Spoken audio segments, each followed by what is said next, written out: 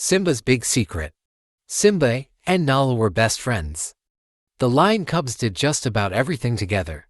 They splashed in the water hole, snuck up on bugs, and raced through the high grass. They liked to tell each other secrets too. "I'm a little scared of mice," Nala told Simba one day. "Don't tell anybody." "Don't worry, I won't," Simba said.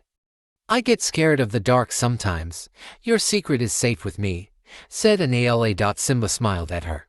"Thanks," he said. "You're a good friend." One day, Simba and his father, Mufasa, were out for a walk. "Look at that little mouse stuffing her cheeks with seeds," said Mufasa. "That's so funny," said Simba. "I don't know why Nala's scared of mice. I remember when I was a cub, I was scared of mice too," Mufasa said with a chuckle. Nala was just on the other side of the hill, chasing butterflies. She heard Simba talking with his dad, and she got really mad. Later, Nala went to find Simba.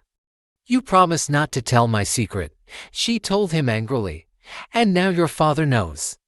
He'll tell everybody, and they'll all laugh at me. That's the last time I'm going to trust you. I'm sorry, Nala."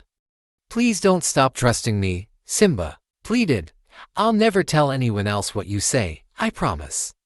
"Well," said Nala, "we'll see." Nala didn't stop playing with Simba, but she did stop telling him secrets. A few weeks later, Nala finally changed her mind. "I'm going to tell you a secret," she said to Simba, "but it's a really big one. If you tell this time, I'll be so mad at you I won't be your friend anymore. I promise I won't say anything," said Simba. "Okay," said Nala. "Here's the secret. I found a huge cave yesterday down in the Red Cliffs, but I was with my mother, so I couldn't go in.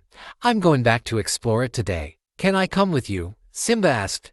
"No, I want to go by myself," she replied as she walked away. "Maybe you can come some other day."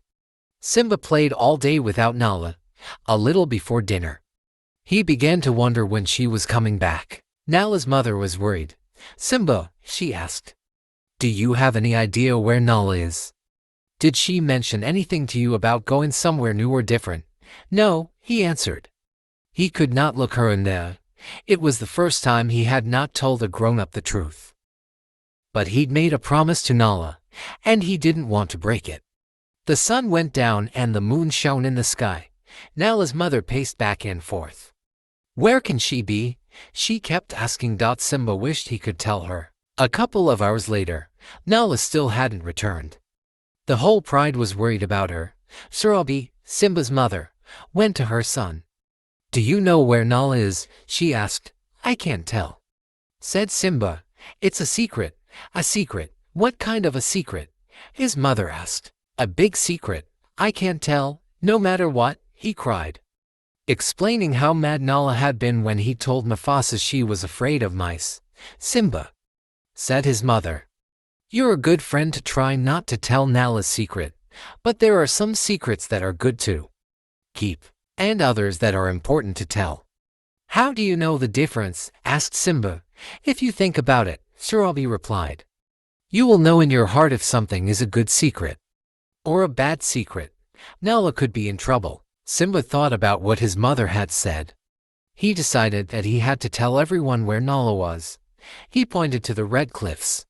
"She's over there," Simba said, "in a cave." Surabi hugged her son. That was the right thing to do. "Now, let's go find Nala." The whole pride hurried across the grasslands.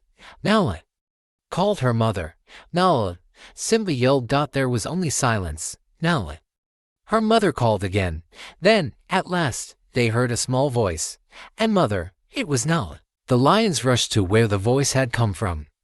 It was the entrance to a cave, but it was almost completely blocked. A rock slide had trapped the little cub. The lions dug and dug, and finally they cleared the rocks away. Nala rushed out of the cave and ran to her mother. "Nala, I was so worried about you," her mother cried. "I'm sorry," said Nala. "I was so scared. I'll never go anywhere without telling you again." A few minutes later, Simba walked over to his friend and hung his head. "I'm sorry. I told your secret, Nala," he said. Please don't be too mad at me." "Why would I be mad at you?" said Nala. "If you hadn't said anything, I would still be trapped." When they got home, it was time for bed. "I'm so happy to be back," Nala exclaimed. "Me too," said Simba. "And that's not a secret," Nala smiled. She and Simba drifted off to sleep, dreaming of their adventure together.